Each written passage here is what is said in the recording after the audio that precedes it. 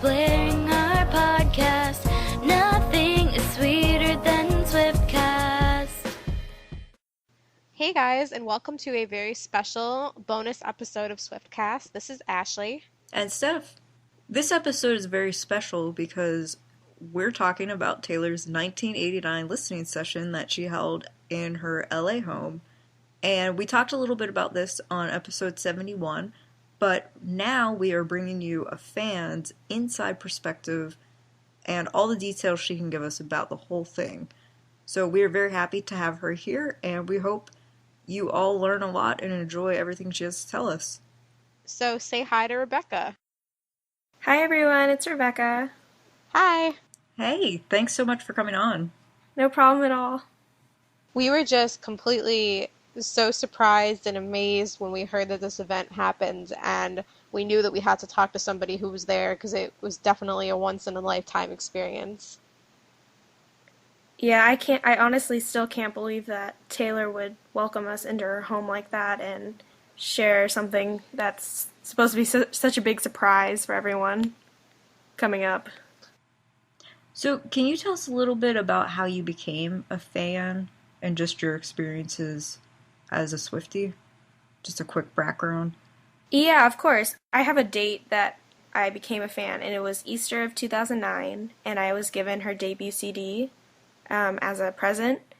And from there on out, I kind of slowly developed into becoming more and more obsessed and dedicated to her, up until this point where I have social media accounts for her on nearly every site, and I'm very active on most of them, and so it's been a really growing experience as a Swiftie since then. I'm just very fortunate to have her in my life, I would say. So in 2009, she was still doing the Fearless tour. Did you get to go to all three tours? No, I only gone to the Speak Now World Tour and the Red Tour because by the time she was back in LA for the Fearless tour, it was way too late to get tickets. Oh, yeah. It's impossible. So I guess you were contacted the Monday before the listening session? Yes, that's correct. Okay, so what was it like? Did you just randomly got a call? Yeah, it was just a number, and I just answered it, just wondering, like, who was going to try to sell me something, and it was a person from TaylorSwift.com, and they offered me an exclusive opportunity, but we weren't given any details. I didn't know if it was going to be in Los Angeles or if I would have to go somewhere, and it was very just vague, but hearing from other fans that have gotten invited to things like this, it was along the lines of everything that happened, so I wasn't really scared of, like, getting kidnapped or something, because I've heard that's, like, a common fear when they get these random calls from people that are just like, I'm part of Taylor's crew, but we're not sure if we can tell you anything at all, except where to meet and at what time. Yeah, that's so funny that that's become a normal and accepted thing within the fandom now. It is. It's crazy hearing that you just get a call and they tell you time and place to show up, and then you do, and here's Taylor. You can't tell anybody where you're going. Right. That was the really hard part, was waiting the entire week to be able to say anything, and then we weren't even sure if we could talk about it until after it ended, and then that would have been more difficult to have to keep this entire crazy experience a secret until 1989 comes out. That would be crazy. So when they called you, did they tell you how you were selected? No, they didn't. They didn't mention how I was selected or where from. And in person, they were just very vague about it. It's very, they're just like, it's from everywhere, except Tumblr, because that's now just becoming more popular. But they're more on Instagram and Twitter and Taylor Connect, it seems. Oh, okay. So in your mind, what did you think was happening before Saturday actually occurred? I had a few theories. One was that we might be just going to a studio and being asked questions as groups of Swifties for, like, hype for the new album coming out. That was one of my thoughts because I knew she was going to be at iHeart the day before, and I didn't know if she was going to stay for like Ed Set and Lord and everyone. So I really was just keeping my expectations low that, Taylor's not going to be there. You're just going to go and have a great time with other people and meet new people. And that was what I was looking forward to. Mm-hmm. And never in my wildest imagination would that Saturday be something I thought would happen. Yeah, I think everybody was really shocked. Especially because it just seems still a little bit early. But that's just how much Taylor trusts her fans, so it's really kind of nice. Yeah, I agree. It's very wonderful for her to have done that for us. So we heard that there were two groups of fans, one who went earlier in the day and one who went later. Yes, I was part of the morning session, so we were like, I guess, the first group of fans to ever actually hear the album. Wow. Which is incredible.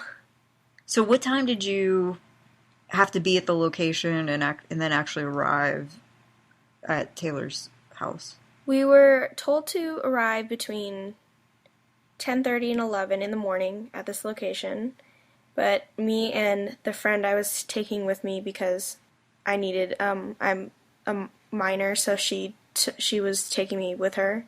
We got there at like 9:30, and we had to like contain our excitement and not just try to like find them because we saw them setting up, but we're like, okay, they're just setting up. They're not ready for us. So we ended up going to eat, trying to like slow down time. But yeah, it was. We were definitely a little overeager to get there. So when you were allowed to have a friend, was everybody allowed a plus one sort of thing? It wasn't everyone. A lot of people were there alone. It was just because of the age issue. Oh, I see. And so if it wasn't her, it would have been my parents, but they wanted as many Swifties there as possible. So I took her because she was a big fan of Taylor's as well. That's awesome. Did you guys meet online? No, we've been friends for years in middle school, high school, and we've stayed in contact since we've both gone to college now. That's so cool. I don't have any friends in real life, I guess, in school or work who are Swifties like me, so that's awesome. It's really great to have such a great friend that's also as big of a Swiftie as you are, because you can connect on a different level about everything, really. And usually I find those big Swifties online, so that's awesome. So after you guys eat, you're waiting, I guess, to get on the buses? After we ate and we checked in, we got all securityed and checked out. We were loaded onto buses, and we were just told we were going to have a really, really fun, exciting day ahead of us, and just to, like, be happy and, like, have a great time. And, of course, we're all, like, sitting there with jitters and, like, getting to know each other and stuff. So it was a nervous trip to Taylor's house. Were the buses like limo buses? They were. Oh, that's so cool. Yeah. Was it like a Hummer limo bus or... No, it was... I don't know, I'm just trying to picture this. It was more like a party bus look on the outside, a small one, but on the inside it was more like just a really nice... Okay. So it was... Did they have food and drinks for you guys on the bus too? No. Okay. They had stuff once we got to Taylor's house. That's so weird, referencing her like that. I'm sure it still feels like a dream. I can't wrap my head around it still. So how long was the bus ride, if you remember? I actually don't, because we were talking with the people there from Taylor's team, and they were just kind of just making sure we were all having fun and getting to know each other, so I wasn't paying attention to how long it was taking, actually. Okay. So then everybody was saying that once you actually got to her house, everybody got checked by security again, which is good. Yeah, they checked us once before we got on the buses, and then once we were going in, and then also as we were leaving. So what kind of things were they looking for? I'm pretty sure it was listening, recording devices, anything that we would have on our person.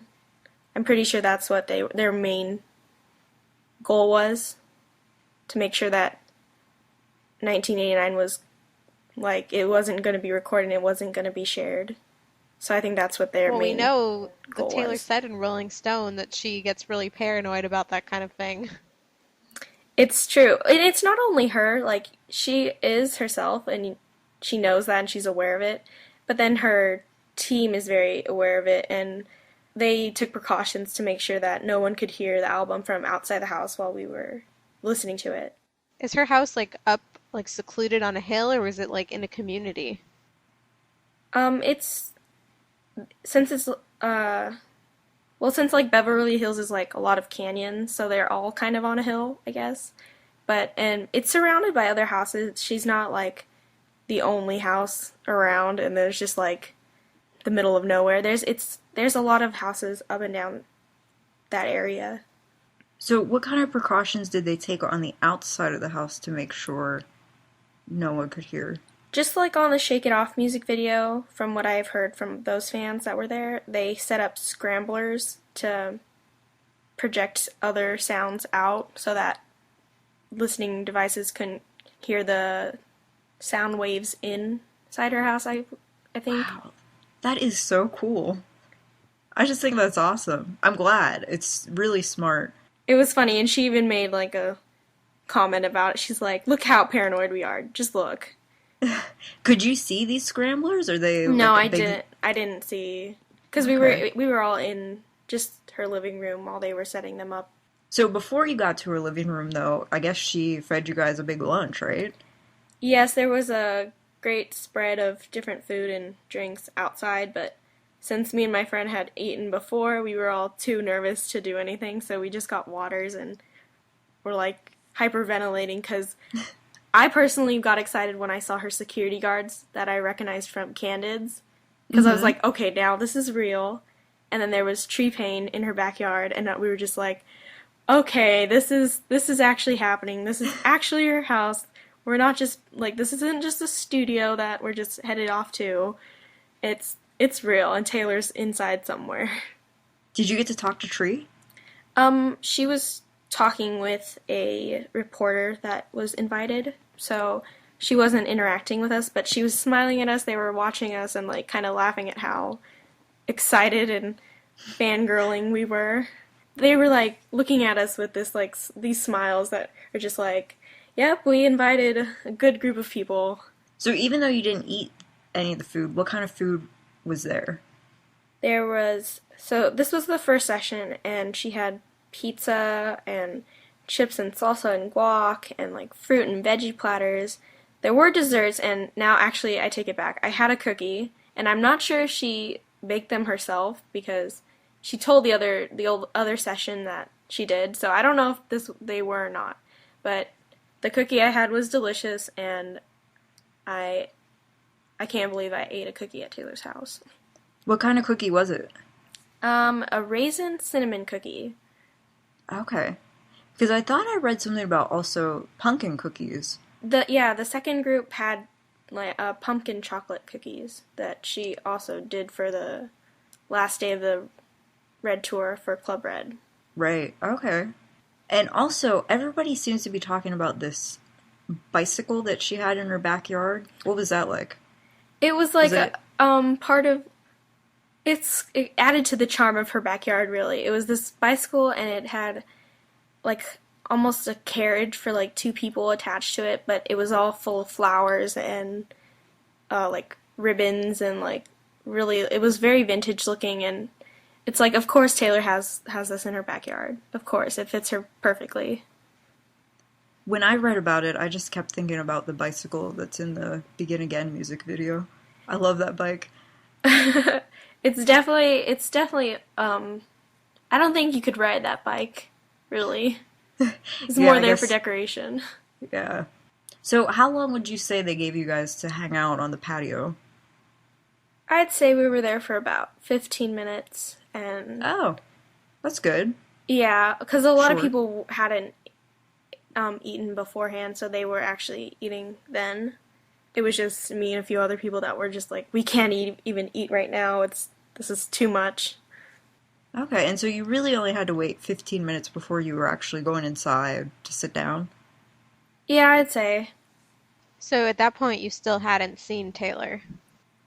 Right, up until this point, no one mentioned that she was there. No one had given any indication that we were going to meet her. But I think we all knew by the time we were in the backyard, like, this is actually, she's upstairs somewhere and she's gonna come down and make us all freak out. And that's exactly what happened. She was probably like watching you guys from a window somewhere. That's what we were like, does anyone see her in the windows? Or like, is she looking at us? Like act cool, like keep calm. I feel like she loves it though when people get excited, so she probably was. I could see that. I don't know. I'm like trying to like, oh, I hope she didn't see me like freaking out like that. But I mean, I know she loves it, so it's okay. So I guess everybody's saying the living room was just set up with a big chair for her and then pillows or something. Yeah, there were giant pillows everywhere. They were scattered all around. And if you look back on her Instagram or something, or it was Haley Steinfeld's when they were doing like Christmas stuff. Like Oh, there's yeah. a little like glimpse of her living room, and that's where we were. Oh, cool.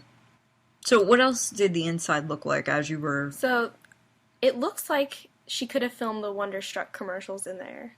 Like her curtains were these big purple like beautiful things, and she had like all these lamps.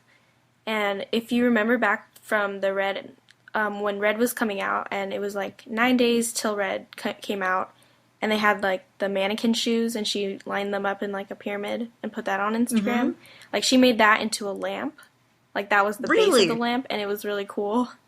And we're like, of course, like what do you expect? This is what I expect in Taylor's house. And there was like glass jars everywhere, and her house smells like walking into like anthropology and just like being hit with this smell of amazingness and pictures everywhere and just like vintagey and mismatchy things, and it's exactly how you would think Taylor's house looks. So when you say jars, were they mason jars? That's what I'm picturing. There was like mason jars, like they were different colors, like there were some blue ones and like just clear ones, and they were just scattered on her shelves and things. And going back to the lamp, did you say the shoes were at the base of the lamp? They were like they were in the I don't know, the middle, the pole of the lamp, I guess. Like that's Oh. what was holding it all up. That sounds really interesting. It was I weird hope seeing all of it right there. Like we're like, that's something that she's shown us that you wouldn't think you would see in real life, and it's just sitting right there in the corner. Yeah, that's so cool. And I've also read people talking about the chalkboard that she's Instagrammed that has the C.S. Lewis quote on it.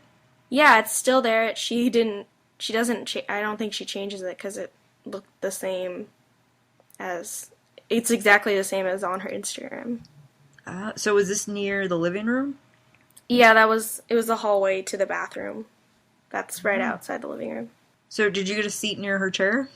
Because there were two couches there too, but that was kind of like, I was like, if she's sitting up there, I'm going to be sitting right there too. So I just went and got a pillow that was right near the front, so. Good. Yep. So then what happened? Then we were all sitting there, and then like more and more excitement as we saw more people. Like there were people from her team that none of us really knew who they were. Like they were, because they're behind the scenes people. But then we would see like Scott like kind of around the corner, and then Andrea, and then somebody said she was holding Meredith at this time, but I didn't see her. So there's You didn't see Meredith at all? Yeah, I didn't see Meredith. So then, okay, yeah, so Andrea was holding her, and then all of a sudden Taylor pops out from around the corner going, "Hey guys," holding Olivia, and of course all of us flip out and we're screaming like we're at her concert, not in her living room, and Meredith jumps out of Andrea's arms and runs away and hides, and Olivia's trying to get away, and then so Taylor hands her off to someone, and we're about like crying, some people are. And then she comes to sit down in front of us, going just like, like, hey, welcome to my house, like, all this, like, wonderful Taylorness. Before she told us anything, they started, like, passing around boxes of tissues. So that was kind of funny. Like, they knew we needed them. I read about that. So who gave you guys the tissues? I think it was Mama Swift. I think she was like, here you guys, like, pass them around, make sure everybody gets some. She's such a mama. She is. She's like a mom to all of us, and she kept saying that. She's like, I'm proud of all of you guys. And we're just like, you don't, like, that just means so much, even, like, coming from you and Taylor and all these people, like, it means a lot. That is so cool. I'm still in awe that it's real. So at this point, your theory of what was going on must have changed, but were you still not expecting to hear the album at all? Right. I didn't think we were going to hear the album at all, because my other kind of theory was leaning towards, like, Yankee Candle had been hinting at something they were doing with Taylor on Twitter last week, and they said they were going to do something with her, and I was like, okay, if it's not, we're just not going to, like, hype 1989 or talk about how much we love her or something. I was like, is this like a candle, like, are they going to shoot some videos or like a candle promotion? And since her house smelled so good and there were candles everywhere, like, throughout, we're like, that was my next thought. And I was just like, I'm cool with whatever happens right now. You guys can throw anything at me. I'm ready. But I was not expecting to hear 1989 at all until she actually started playing. I would have thought the same thing with the Yankee Candle thing. And I was like, that just goes to show, like, how deep into, like, this, like, appreciation we have for her, because we know about, like, upcoming promotions and stuff. Like, we were just guessing, and Yankee Candle was, like, not even, they didn't confirm or anything. They're just like, we might be doing something. And, of course, all of us are just like, like, that's what this is. And of course we were wrong, but it was still a theory at that time. So did Taylor go around to talk to you guys, or did she just sit down and start? She didn't really go around, because there were about, like, almost 40 of us there, I would say. So she came and she sat down in front of us and went, like, right into being like, thank you guys for being here, you know, we picked you and you're at this thing called 1989 Secret Session, and we're gonna play the entire album. Like, how do you guys feel about that? And of course, like, mass screaming ensues. And then she's like, okay, well, we have to. At that point, they started setting up the scramblers. I think that's what they called it. Mm-hmm. And then she was like, and then we kind of, a few people had, like, things to say to her at that time. Like, we were talking about her iHeartRadio performance. We were just like, Taylor, you slayed that. And she's like, but my outfit, she said she felt like an 8-year-old's keychain because of how sparkly. Yeah, I saw that, and I was there at iHeartRadio in person, and I thought she looked great. I know. I was like, you look flawless as usual. So I don't know what you're talking about, because you looked fab. So then did she just kind of start playing the album? Well, yeah, because it took a while for the scramblers to get set up. But then she's like, okay, and then she went through each song. Yeah, so she told us the backstory of each song, and then she played it, and we were just kind of sitting there listening to, like, different parts of the songs and trying to get the chorus so that we could kind of sing along with her. And she was, like, dancing along and singing along to the songs herself. So that was really surreal, seeing her, you know, like, do little dance moves and, like, make these faces, and it was very funny. Yeah, that is a once-in-a-lifetime kind of thing. I was like, I wish I had all the GIFs of her just making these faces right now, because they were great. So we know that you can't talk about song titles or lyrics or anything like that, but can you give us just your general impression of the album? Yeah, okay, so in Rolling Stone, the way she talks about it is very accurate, and you wouldn't think so, I think, until you hear it. But it is so sonically cohesive, because she had learned from Red that you can't have so many different sounds for it to be really cohesive and flow as a whole. And this entire album is a very, very good work of pop music. And I don't want people to think that just because she's calling it a pop album, it means that her work is diminished or, not as lyrically driven, because it is, and her lyrics are powerful and will make you cry and will make you feel things. It's just now the backdrop of what it sounds like is pop geared, and it's not country anymore. So that's it's really the only difference is how the background sounds. That's good to hear. So when you first heard about her making this shift complete, were you a little worried about it and this made you feel a lot better, or were you always just for it from the beginning? Well, as a Swiftie, I always am I support her no matter what. I may not like it, but I will support her and I will still buy it and I'll still, be right by her side. That's been my mindset for this whole time. And so getting to hear it, first hearing that she was making the shift to pop, it sounds worrisome because you think of pop songs that are just, meaningless and not meaningless, but they're just not something that we're used to from Taylor. We're not used to hearing her, repeat lyrics in Shake It Off, how it's repetitive, but it's meant to evoke happiness and people just dancing. So I was I was worried. I was I'm not sure if this is going to be her, her greatest record. That was my only thing. I was I'm not sure if it'll be her best album yet. So that was my only concern. But then hearing it and knowing that, even though she's talking about it being pop, it's still her, and you'd know it's her music a mile away. It's just so distinctly Taylor that you can't hate it. And I think Shake It Off is, as a lead single, it doesn't summarize the whole album very well, I would say. It's a good lead single because it's gotten people interested and it was a good summer song. Mm-hmm. So I can see, and it's a great song, but it didn't summarize the whole album as the masterpiece I feel it is. Okay. See, this is great. When I first heard about the shift, I was a little nervous. I never saw Taylor going bubblegum pop that has no meaning, because that's just not Taylor. But, I think everybody was a little, maybe just nervous about it. But everyone like you who was there just loved it on one listen.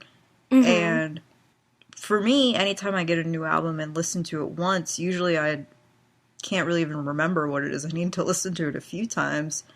But with this, everybody is just loving it. It's an album that I think it's going to be hard to hate it. I don't know how anyone could have been there and listened to it and been it wasn't very good, because it was just it was a punch in the face of how awesome it was, honestly. You can't hear it and just be I have trouble with some of these songs. I personally, when I listen to past albums, there's some songs that I might not listen to as frequently, or I might skip over sometimes if I'm just not in the mood to listen to it. But with this album, it's I didn't hear any standout songs that I was sitting there and thinking this is not going to be a hit. And I honestly can't pinpoint which songs are going to be singles, because they were all so good. I feel any of those could slay the pop charts right now. So even though you only heard this album once, do you think it's her best? See, I've gotten this question a lot since, and it's hard to say because, I remember a lot of it, and it is definitely sonically, I think, her best, because it is the most cohesive, as that was one of her goals for this album. So I have to say, sonically, definitely her best, cohesive-wise. You can listen through it, and it's going to flow through the whole thing. Lyrically, I can't remember every single lyric, because my brain was overwhelmed and on overdrive trying to listen to every single thing that was happening.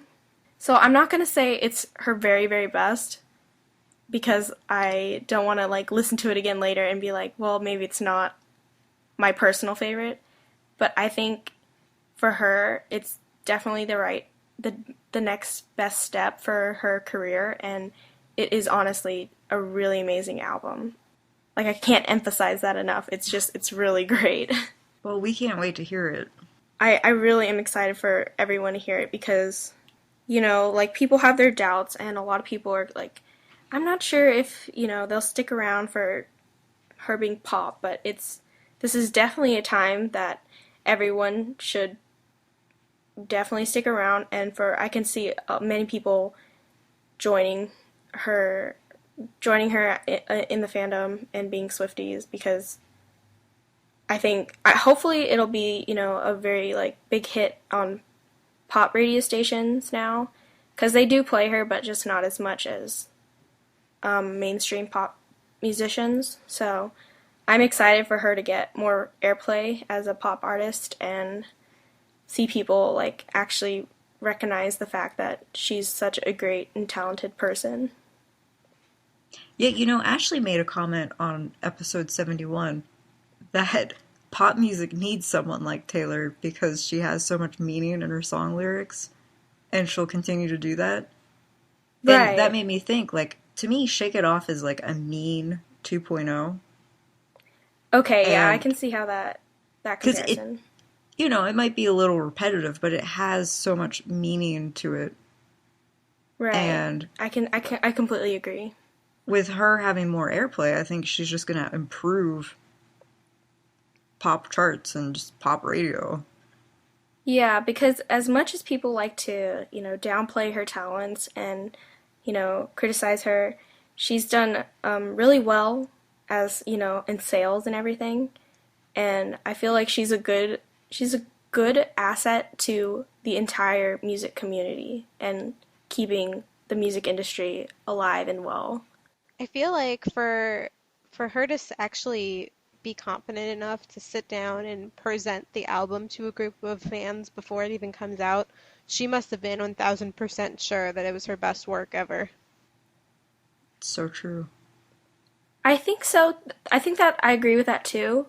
But she had said that she was planning to do these listening sessions for months. Like, she's wanted to do this for her fans. I think just because she wanted to like have a good experience for fans, honestly, because they didn't emphasize that this was supposed to be like a time for us to like listen to it and like hype the album. It was just purely for us to enjoy hearing it and having. I feel like they were trying to reward us as fans, but I honestly don't feel like anybody could deserve that or feel entitled to that, because it was just too great. Like, I can't believe Taylor would even dream that up for us. Well, I was also going to say, especially since, as we already talked about, how much she's afraid of it leaking out, for her to put that fear aside just for the sake of doing something nice for the fans is even more amazing. I completely agree with that. Like, I that's why it never crossed my mind that she was going to play the entire album for us. Like, I was like, if we get lucky, maybe we'll get a song. Maybe we'll hear something else. But for her to just go ahead and just play the entire thing, and it was right off her phone. It wasn't like a physical copy of the album. It was straight off of her phone and everything. So we picked the right idol to worship, I think. Yes. So I know you can't talk about the songs, but one question I had that maybe you can answer is, did she say when she actually wrote Shake It Off? Did anybody actually ask her that? No, she didn't actually. Okay, for the first session, she played the entire album with, excluding Shake It Off. We didn't listen to Shake It Off with her, Okay. which I thought opportunity missed for a dance party.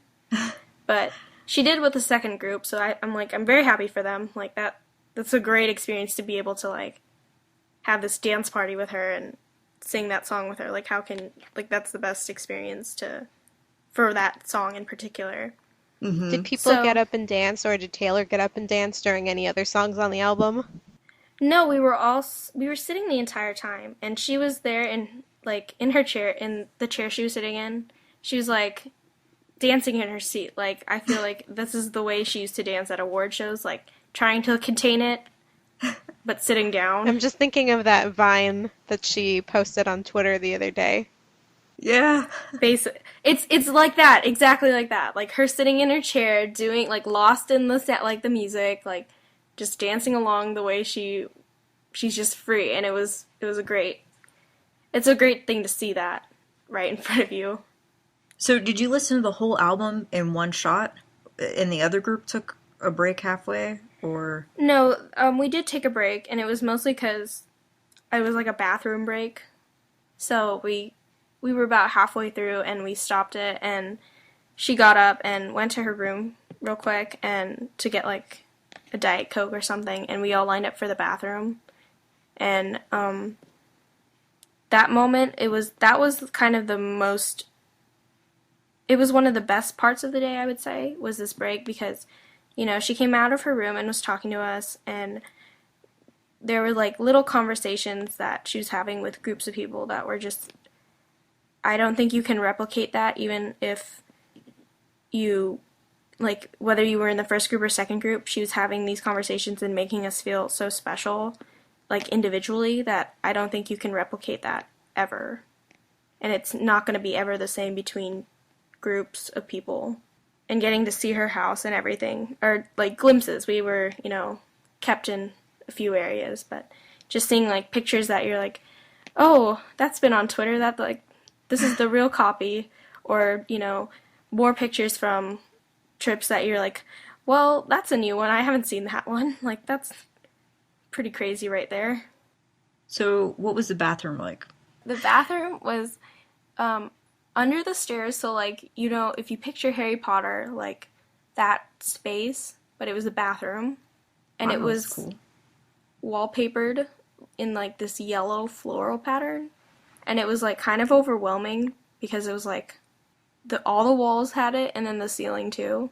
So Oh. it was a little claustrophobic. I'm like, I wonder if she actually uses this bathroom because I'm a short person. I'm on the short side, so I'm like, I don't think she would like fit in this little tiny bathroom. That's still cool though to have it under the staircase like that. Yeah, I was like, I wondered if she had put it there, like had it made like that, or if it was already there. I don't know, I, but it was a thought that I was like, I thought I read something that her towels had her initials on it, maybe even paper towels. Is that right? There was a basket of like paper towels, and I think some of them had T, like the letter T on it, and some didn't. So I think that might be what they were referring to, but I mean, there weren't any like cloth towels. They were all like paper towels in there. Oh. When you were looking at the photos that are around the Mm-hmm. house, were there any that we wouldn't have seen on Twitter? I know I read the Charleston photos that she posted and the Oscar ones with Jamie King and Ed. Right. There were the exact ones from the Oscars put on her walls, and then the Charleston photo blog, like there were the ones that we've seen and we're like, "Oh, that's where it was from." But then there were more like that she didn't post. So that was Oh. that was cool seeing like outtakes, I guess, that you wouldn't see otherwise. And one of my favorites was her and the Civil Wars, and I think they were doing Safe and Sound in the picture, and I was like, that's because I like the Civil Wars as well, so I was like, that's pretty amazing right there. And there were some cute ones with like, there was one with her and Ethel holding hands, and they were walking away from the picture, and I was like, that's Aw. just adorable, and you can see like all the love that she has for these people that were on her walls, and it was pretty amazing. Were there any with Carly or Klaus or Lord? No, there weren't any with more of her new friends, I would say. All the walls, I feel like she had put those up, and because they were all framed and like spaced out nicely and everything. Even though she claimed, she's like, I actually have no idea how to hang pictures, and some of them were like, you could like see tape in the corner, and like you could tell like she did it herself. But there was like I want to say like a board. This wasn't like a cork board. It was more like a place where she put pictures, like hung little pictures and like candids. And she doesn't have any with her.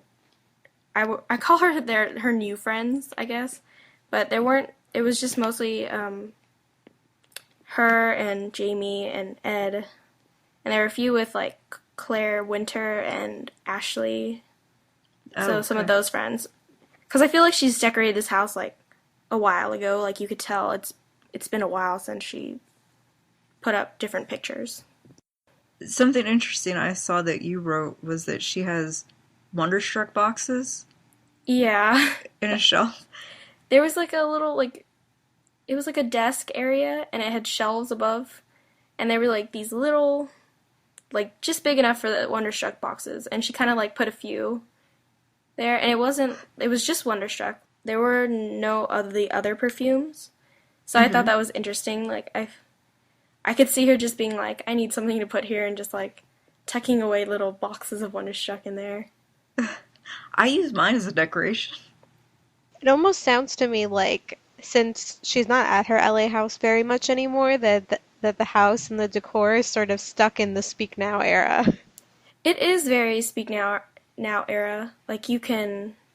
Like she decorated it during then, and I don't think she's really updated it that much since. Yeah, I would have to agree. Like it's definitely Speak Now era, and you could feel it as soon as you were in there. I would say like if you went to like her New York apartment, like that would feel more like it would have more pictures of her and her current friends, I guess. But this was definitely from the past. Like I don't think like she's forgotten them or she's not friends with them anymore. It's just like you can tell that who her friends were at the time she decorated this house. Well, is there anything else you want to mention or anything that you think our listeners would want to hear about? The picture session afterwards was kind of another important time of the day because, you know, we had, after hearing the entire album, you know, and she's like, do you want to take pictures outside? And, of course, more screams. We all go outside and we're in, like, groups of 5 to take pictures with her, much like you've seen in the New York, after the live stream, like that party. Like, they were kind of like that, and they were both taken on Polaroids and a professional camera, and Andrea was helping with the Polaroids. And then she kind of pointed out that, you know, there was 5 of us per group, like, how would one Polaroid, like, be shared between us? And she had, so then we ended up retaking, like, individual shots, which was that was kind of the best part of my day, was getting to, you know, she's holding Olivia in one arm, and they were giving us props, which, when she says props, she means her awards that she has scattered all around.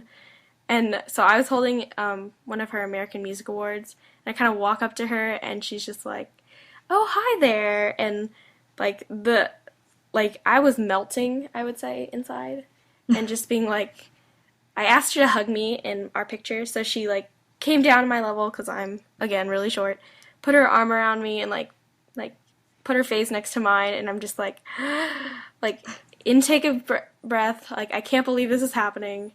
We took our picture, and I told her this is everything, as like kind of both because it was true and also because if she had typed that or something on Tumblr, and I was like, sly reference, but I don't know. So I said that to her, and she like laughed, and she became very sincere after that, and like, I mean, not, she just, like, looked me in the eye with a very serious expression and just thanked me for being there. And, like, she said, see you soon to a lot of us. So, I don't know what that means, but it was a very exciting thing to hear from her. Yeah. So that was the last, the end of the day, I guess. So that was the last thing we did. And after taking our pictures, we got back on the buses and headed away. And then did they give you merchandise? Oh yeah, after taking the pictures, we were taken around one side of her house because we were in the backyard taking pictures, and they gave us these bags. They were like, new merch, and we were just like, it keeps going, like this day just keeps getting better. And So we got the merch, and then we were taken to the buses. Wow. That's an amazing day for sure. I don't think any day will ever top that day. So, what time did you get back to your car? I would have to say it was about late 3-ish. I want to Okay. say 3:40, around then. Wow. That is amazing. Mm-hmm. Did they tell you not to tweet anything until later because of the second group? Yes, they told us we couldn't post anything until 10 p.m. and we didn't know why. They weren't going to tell us why, and we didn't question it because we're just like, there must be something.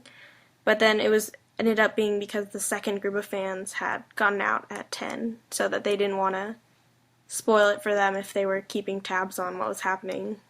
Right. Okay. That is so cool. Because it did seem like everything was coming at one time, and then people were saying there were two groups, so Yeah, I confusing. was surprised hearing. I was like, because I remember being on Twitter posting about it, and then seeing some people that I had followed or were friends with, and I was like, I didn't even meet them. I was very confused for a second, and then I realized oh, okay, there was more going on. Wow. Well, you also wrote a blog post about the whole experience. Do you want to tell people where they can find it? Yes, okay. I am 1989 on Tumblr, and it's all spelled out, but 80 is spelled with an IE instead of a Y at the end. And I would say the best tag you can find is 1989 Secret Sessions on Tumblr. So if you check that tag on my blog, it's there. Right. And you just posted this a week ago, so hopefully people can find it easily. But Oh. your story's really good. I liked reading it. Thank you. But yeah, I'm on Tumblr a lot, so it might be a couple pages in. So if you check my tags, it's probably easier.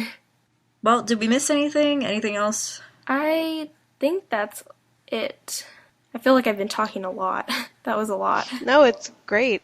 Yeah, we want to know everything. So we're so glad you came to join us today. You're welcome. It's really no problem at all. Well, we might want to talk to you again later once the album is actually out. Oh, okay. Sounds good. Maybe then you could tell us more of the inside scoop. Yeah, I'm sure it'll be easier to talk about the parts of the day that you guys probably most want to hear about. Well, thank you for making us so much more excited than we already were for 1989. I'm glad. That's the whole goal of talking about it. I didn't want to brag about it. I just want people to be so excited for 1989 and buy a bunch of copies and make sure we sell 1 million the first week and everything. Yes, and we will. We're going to get it done. All right, well, thanks again so much. No problem. Bye. Bye. Well, I really loved hearing all of Rebecca's stories, and we hope you guys did too. And stay tuned because on Wednesday, our regularly scheduled release date, we will have our next episode coming out, which will have all of our regular segments, news, fashion, mini segments, and all of that fun stuff for you guys. So make sure you check that out on Wednesday. And for now, this has been Ashley, And Steph. and we'll see you guys soon. Thank you. Bye-bye. Bye. Thank you for listening to this episode of Swiftcast. Visit us on the web at theswiftcast.com. The theme song for Swiftcast was written and performed by Sydney and Chuck. Swiftcast is not directly affiliated with Taylor Swift, Big Machine Label Group, or 13 Management.